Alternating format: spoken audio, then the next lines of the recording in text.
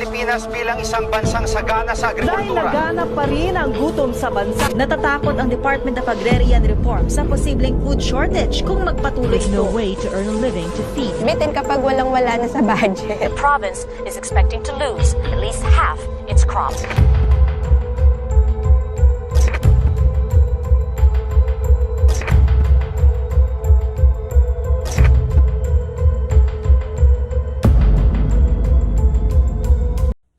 Good day everyone. In this video, I will be discussing to you the policies on agrarian reform and we will gonna jump off to the land ownership in the Philippines under Spain. My name is Baishalaha Husna Ipinto from BSP 1A. When we say agrarian reform, it is essentially the rectification of the whole system of culture, in which when we say rectification naman, it is the act of correcting something or making something right. So in this video, we will find out kung ano yung mga bagay-bagay o bakit kailangan nating itama yung mga bagay-bagay dito sa ilalim ng agrarian reform na ito. This agrarian reform is anchored to the Republic of Number 6657 or the Comprehensive Agrarian Reform Law that proclamated by the former Philippine President Cory Aquino in 1988. So nakapaloob sa act na ito na ang agrarian reform means the redistribution of lands regardless of crops or fruit produced to farmers and regular farm workers who are landless irrespective of tenural arrangement to include the totality of factors and support service designed to lift the economic status of the beneficiaries and all others. So ang polisiya na ito na ang agrarian reform ay binuo upang mabigyang pansin ang karapatan ng bawat magsasakang Pilipino na kung saan ay matagal nang inaabuso at nanatili sa laylayan o mahirap na pamumuhay ang karamihan sa mga magsasakang Pilipino sa ating bansa.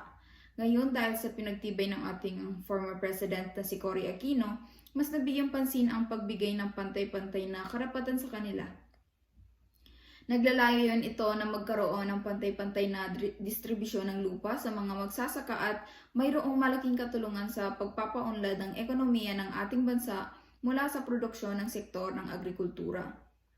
So kung makikita natin na ang agrikultura ang isa sa pinakamahalaga na aspekto ng ekonomiya ng ating bansa, na kung sa makikita natin sa graph na 34.6% ng population natin sa bansa ay nasa agriculture sector natin, based din sa datos na most citizens lived in rural areas or sa mga liblib na lugar, na kung saan ay ang pangunahing pamumuhay lamang nila ay ang pagsasaka sa kadahilan ng malayo din sila sa modernisasyon. So ang tanging yaman ng lupa na lamang ang ikinabubuhay ng karamihan dito sa Pilipinas. At kaya gustong ipanukala ng mga farmers ang agrarian reform na ito ay para ma-provide yung mga landowners ng equality in terms sa income and opportunities, empower the landowner beneficiaries to have equitable land ownership, enhance the agricultural production and productivity, provide employment to more agricultural workers, and put an end to conflicts regarding land ownership. So, bibigyang pansin din ang pagdami ng empleyado sa ating agricultural sector at opportunities na din na kung saan ay hindi sila titingnan na mababang uri ng tao dito sa ating Pilipinas. Ngayon, upang mas maunawaan natin ang progreso ng polisiya sa agrarian reform sa Pilipinas, ay mahalaga ang pagbabalik tanaw sa history, especially sa mga panahong sinakop tayo ng mga mananakop. Dahil maaari natin makita kung saan nagmula o ang nag-ugat ang agrarian reform.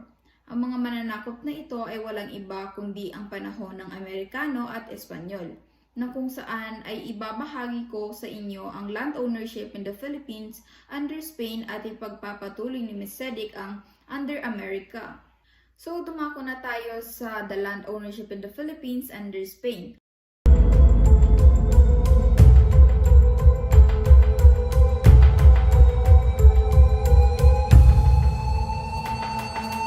So mababasa nyo dyan nung dumating ang Espanyol ay dinala nila sa ating bansa o inimpluwensyahan nila tayo sa isang sistema na tinatawag nilang Pueblo Agriculture.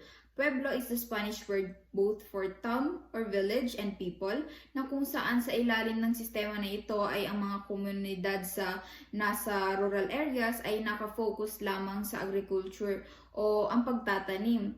At binibigyan ito ng mga Espanyol ng 4 to 5 hectares na lupa para isaka or pagtaniman ito or pagyamanin. At ang mga pamilyang Pilipino noon ay hindi pwedeng magmay-ari ng lupa dahil ang king or hari lamang ng Spain ang may karapatan sa mga lupa noong panahon na iyon. At ang mga Pilipino naman ay nagbabayad buwis bilang parte ng Espanyol sa kanilang pagtatanim.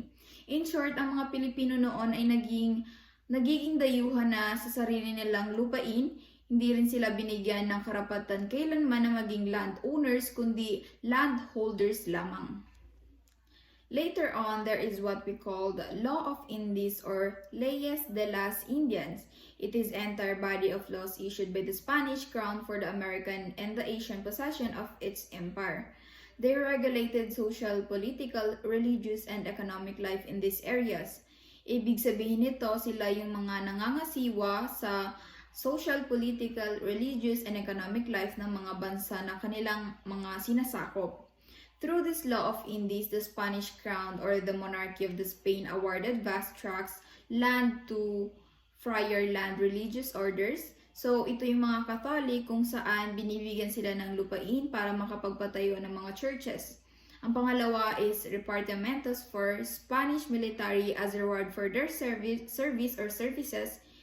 Itong repartimientos na ito ay isang sistema by which the crown allowed certain colonies or the Spanish military to recruit the indigenous for forest labor. At ang panghuli ay ang Spanish encomenderos. It is known the Spanish colonizers. Sila yung mga naka-assign para makapag-collect ng tribute or tinatawag natin ngayon na tax. Filipinos were not given the right to own land and only work in them so they might have the crops and pay tribute. Ang mga encomenderos din sila ang naatasan para hikayatin ang mga indigenous people na mag-convert into Christianity at in-endorse nila ang Spanish as their primary language. Noon kasi ang mga native Filipinos have unclear religion, so ang sinasamba nila ay mga Diyos-Diyosan at rebulto. So let's proceed to the encomienda system o compras y vandalas. The phrase means buying and vandalizing, though compras really means is looting stores. It established by the Spanish crown in the 1500s. Ano nga ba ang encomienda system? Ito ay isang napaka-unfair at mapang-abusong sistema na isinagawa kung saan ang magsasaka ay ginawang sapilitang ibenta sa napakababang presyo o isuko ang kanilang ani sa agrikultura sa mga otoridad ng Espanya.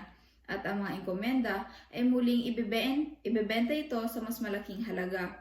Bukod ba dito, ang mga Pilipino sa enkomenda system or sa enkomenda ay kailangan or required sa kanila na magbigay serbisyo sa mga enkomenderos kahit hindi na ito patungkol sa pagsasaka. So, required sila na pagsilbihan yung mga enkomenderos dahil nakalagay sa rules na yun. So, ang cycle ng sistema na ito is ang mga Spanish colonizers is pinagtatanim nila yung mga Filipino farmers para pag-aanihin ito, ibebenta ng Filipino farmers sa Spanish colonizers ng mababang halaga. So, ang Spanish colonizers ay ibebenta na naman ito sa iba para tubuan ito at ibenta ito na sa mas malaking halaga. So, aside from doon is sa nakuhang kita ng mga Filipino farmers is binabawasan pa nila para makapagbayad ng tax or buwis sa mga Spanish colonizers. So, from this encomienda system, may na-develop na naman silang isang sistema na tinatawag nilang hacienda system. It is developed in the beginning of the 19th century under Spanish government. Since ang ekonomiya ay nakatali sa pandaigdigang pamilihan dahil ang Pilipinas ay naging exporter ng raw materials at importer ng mga goods, so inimplement nila itong polisiya na ito upang mapabilis ang pagpasok ng Pilipinas sa kapitalistong mundo. At noong 1860s, Spain enacted a law ordering landholders to register their land holdings, and only those who knew benefited from this. So, ang lupain ay inangkin at inirehistro sa pangalan ng ibang tao.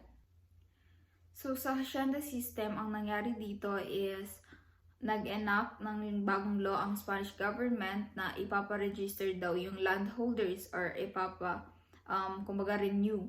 So, Ang nag-benefit lang dito is ang mga Spanish since sila yung nagpatupad.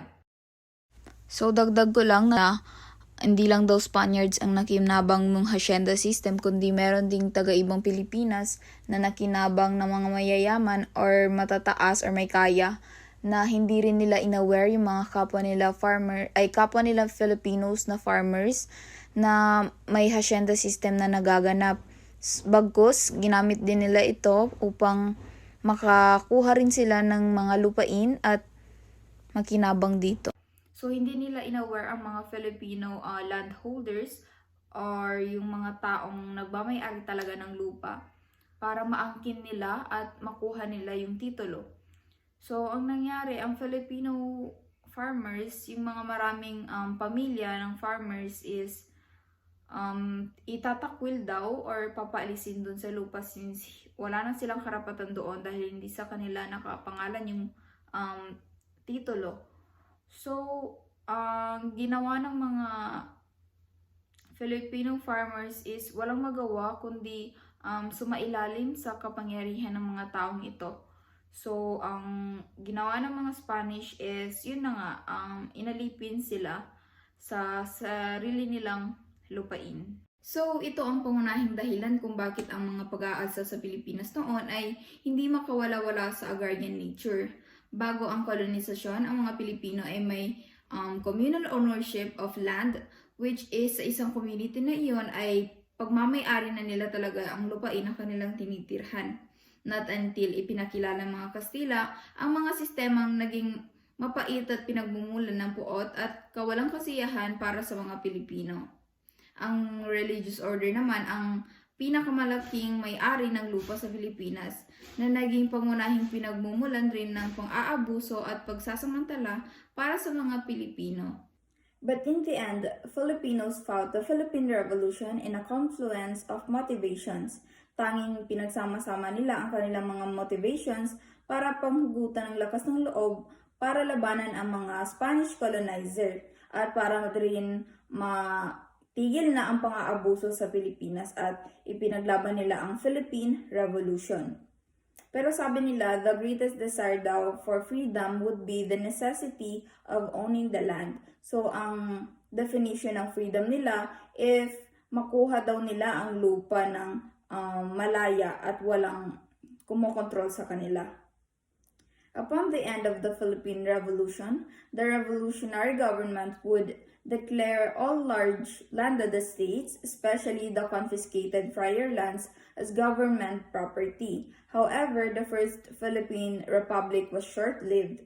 Ang akala nila na ang kalayaan na nakamit nila mula sa mga Spanish colonizers ay tuloy-tuloy na, pero sa kasamaang palad ay hindi pala dito nagtatapos at pumasok ang mga Amerikano at tinalagang new era of colonialism and imperialism in the Philippines na itatalakay ni Miss Sedic.